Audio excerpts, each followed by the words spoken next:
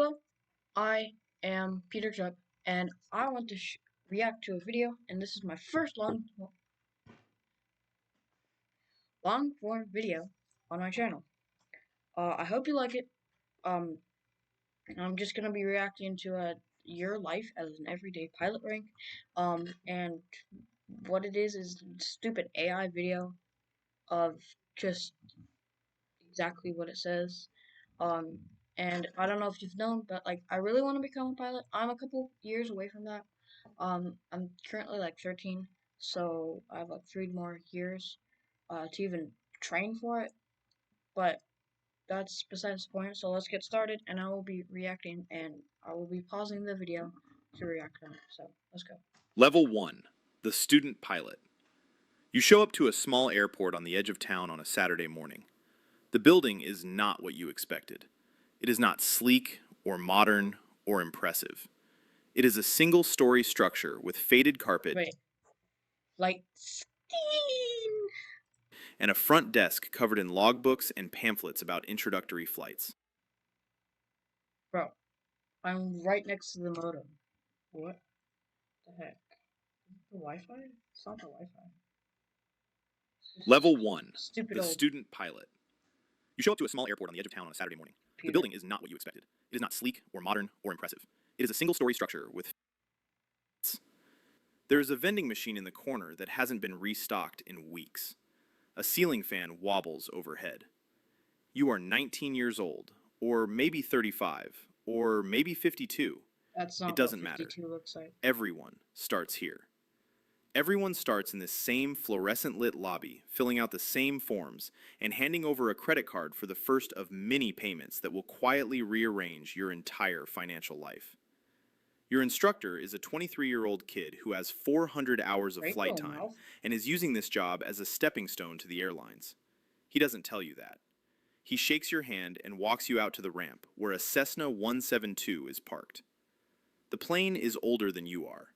The paint is chipped. Makes One of the sense. wheel fairings is cracked. It smells like avgas and vinyl and decades of nervous sweat from people sitting in the exact seat you're about to sit in. You climb in. The cockpit is smaller than you imagined. The instruments look like they belong in a museum. Your instructor runs through the pre-flight checklist like he's done it 1,000 times. Because he has. You taxi to the runway. Your hands are shaking. He tells you to push the throttle forward.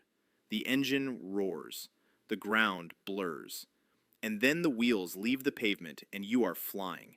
And for about 4 seconds, everything in your life makes sense in a way it never has before. That feeling costs you $180 an hour. You will Like chase Sim? it for years. You Sim. fly twice a week if you can afford it. Sometimes once a week. Sometimes you go 3 weeks without flying because rent was due, or your car broke down, or the weather was bad for 9 days straight. Every gap costs you. Not here in Skills California. decay fast in the beginning. You spend the first 20 minutes of every lesson relearning what you forgot since the last one. You practice takeoffs and landings until the pattern feels like a prison. Climb to pattern altitude, turn crosswind, turn downwind. Wait, what?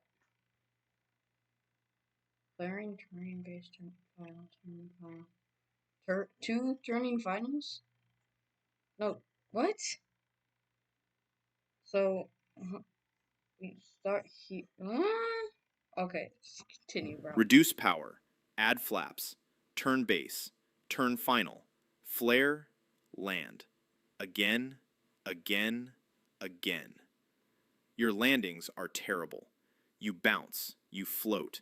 You slam the wheels into the pavement so hard your spine compresses. Your instructor grabs the controls more often than you'd like to admit. You go home and watch YouTube videos of other students landing perfectly, and you wonder if you're the only person who's ever been this bad at something they want this badly. Then, one morning, your instructor unbuckles his seatbelt, opens the door, and steps out of the airplane. He looks at you and says, "Take it around the pattern 3 times." He closes the door. You are alone in an aircraft for the first time. The right seat is empty. No one is going to save you. That's not the First right time. one. The right That's not the right seat. That's the left seat, bro. seat is empty. no What one is is this going to now? save you. You taxi to the runway, and your legs are trembling on the rudder pedals, That's and you not rudder pedals. Those are buttons and switches and stuff. Those don't even exist. Is this a CD player? Why is the instruments on this side and not on this side? If it's on the left side or the right side, sorry.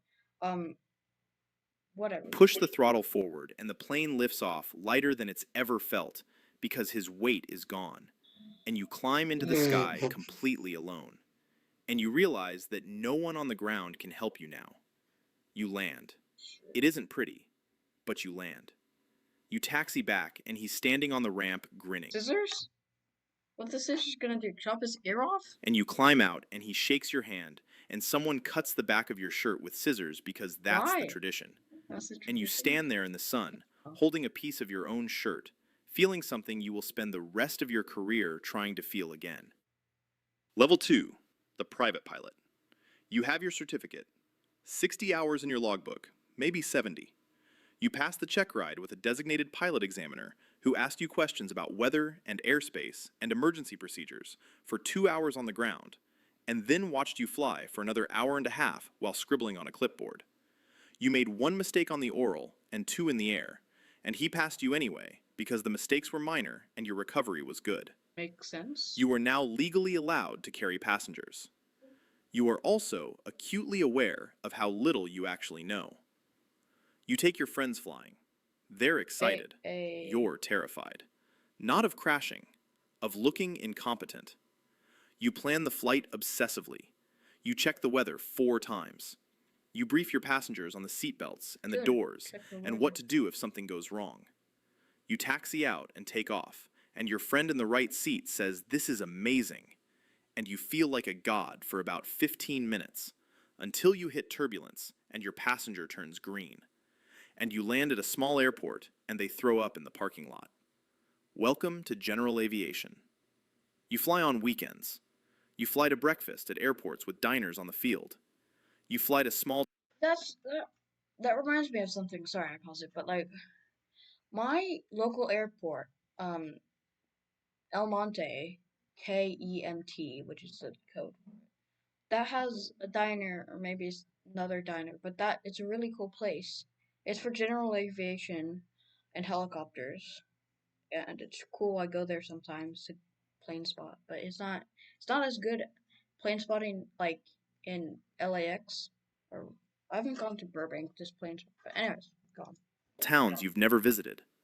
You fly at sunset because the light at altitude is the most beautiful thing you've ever seen, and no photograph captures it. You are burning money at an alarming rate, and you don't care, because every time you climb above the clouds, you feel like you've escaped something. The commute, the Not that cubicle. much. I mean, I know feel like I'm sorry, I paused it, but like to get gas, I mean, it's probably gonna be a lot more, but to no pay for it's 180. That is a lot than zero, a lot more than zero. But like, I mean, they have nothing. Not I don't know what to say, The but ordinary weight of being a person on the ground. Up here, you are something else. years. You know this feeling is temporary. You know the bills are real. You know 200 hours of flight time doesn't make you an We're in a expert. Boeing. But you also know that you've found the thing that some people spend their whole lives looking for and never find.